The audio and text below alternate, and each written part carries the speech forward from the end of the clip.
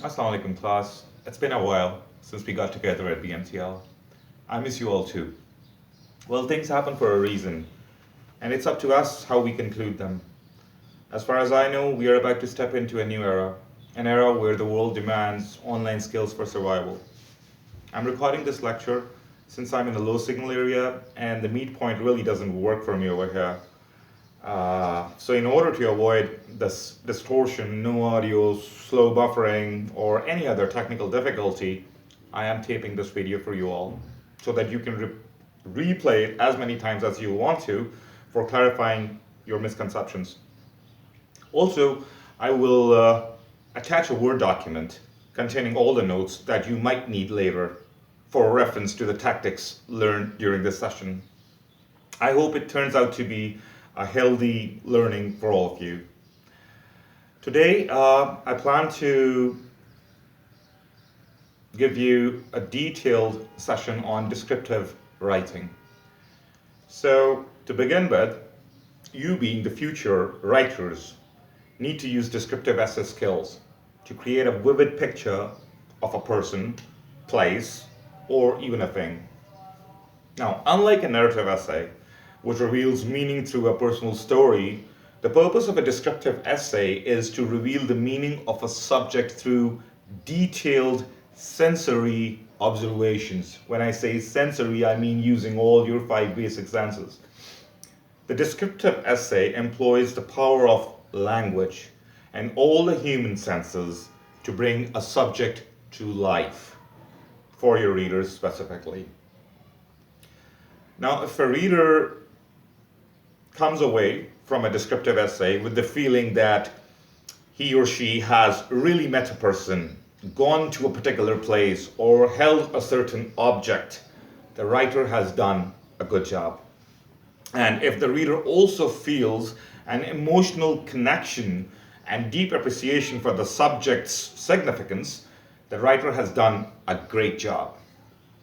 Now, there are 5 steps to writing a descriptive essay. And this 5-step writing process, it really will help you in writing your future descriptions. May you utilize this skill while writing a narrative essay in order to give description of your character, your main characters, or a place or a location, its surroundings, or even any object or an idea that you have. Now, professional writers, they know one thing. Writing takes work. Understanding and following the proven steps of the writing process helps all writers. I'm sharing some descriptive essay writing tips today for each phase of the writing process. Step 1, the pre-writing for the descriptive essay.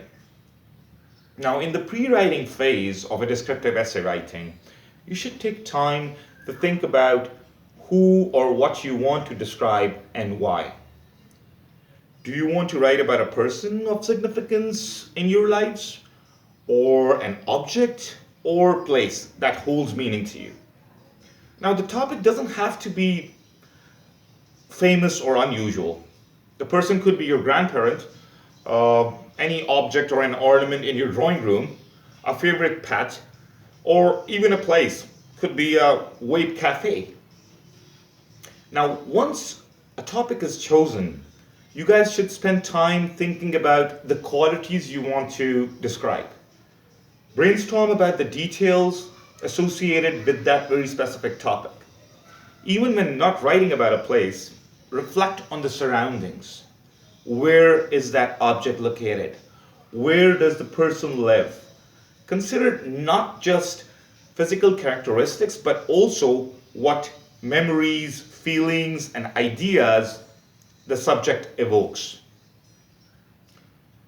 Now, memory and emotion, they play an important role in conveying the subject's importance. Plan the focus of each paragraph and create an outline that puts these details into a logical sequence. Step 2, drafting your essay. When creating the initial draft of a descriptive essay, follow the outline that you have created. But remember, the goal is to give the reader a rich experience of the subject. Keep in mind the most important watchword of writing a descriptive. What is that? Show. Don't tell. One of the best ways to show is to involve all of the five senses. Not just sight, but also hearing, touch, smell, and taste. Write in such a way that the reader will see the sunset, hear the song, smell the flowers, taste the pie, or feel the touch of a hand. So remember, don't tell, show. Now use descriptive and figurative language, as I've previously told you in your classes as well as concrete images to describe the subject. Similes and metaphors, they really work well. Let me give you some examples. Now, example of the house was old. Now, this is too dry and it is basically telling. I don't want you to tell. I want you to show. So if I had to show this house, I would rather use some different words. Like, the house frowned with a wrinkled brow, and inside it creaked with each step, releasing a scent of neglected laundry. Another example, describing a person, he was smart. This just tells me he was smart. I'm still thinking how smart he was. Well, if I had to say it in a better way, I would say, if you had to pick a study buddy, you would pick this guy. So this tells me about his partners in terms of academics. Another way of exemplifying this, the clock had been in our family for years. Okay, there was a clock in my family. Wow, okay. It still doesn't give us the importance of the clock. If I had to say it in a better way, I would say, the clock stood by our family, faithfully marking the minutes and hours of our lives. So, enjoy the process of describing the subject. It can be really a rewarding experience. A descriptive essay doesn't rely on facts and examples, but on the writer's ability to create a mental picture of the reader. Okay, now comes in step 3. Revise your essay. I always tell you, proofread it. So in the revision phase, you review, you modify, and you reorganize your work with the goal of making it the best it can be. In revising a descriptive essay, you should reread your work with these considerations in mind. Does the essay unfold in a way that helps the reader fully appreciate the subject? Do any paragraphs confuse more than describe? Does the word choice and figurative language involve the 5 senses and convey emotion and meaning? Are there enough details to give the reader a complete picture? Has a connection been made between the description and its meaning to the writer? Will the reader be able to identify with the conclusion made? Always keep the reader in mind from opening to the concluding paragraphs. Let me, exemplify this by reading an essay one of my students wrote for me. At the library, at every sunset of the summer evenings, Samantha would avail a bench at the Liberty Harbor. Now, at every sunset of the summer evenings, Samantha would avail a bench at the Liberty Harbor. Now, this gives me a bit of description of the timings she would prefer to sit on this bench, which was close to the harbor. She loved to witness the scene. Ferries floating to and fro, the gulls gliding and diving, the sea reflecting orange and red, the breeze spreading cold whispers of autumn's arrival. Now, this is a complete description in reference to the sensations one can have. Using the sight, using the breeze, the vision, Even the colors in it, they really, make you feel how the evening is setting, how the sunset is there, and then metaphorically, associating the arrival of autumn. It was a point of relief for her on her way back home from work. She was sitting on her usual bench while the last rays of the sun settled on her lap and lighting her routine novel books that she had issued from the public library. Now, this gives us a complete posture of the person, where she's sitting, right? What she's doing, what she's watching, and what's in her lap. Basically, we are trying to emphasize on the novels that she's carrying over here.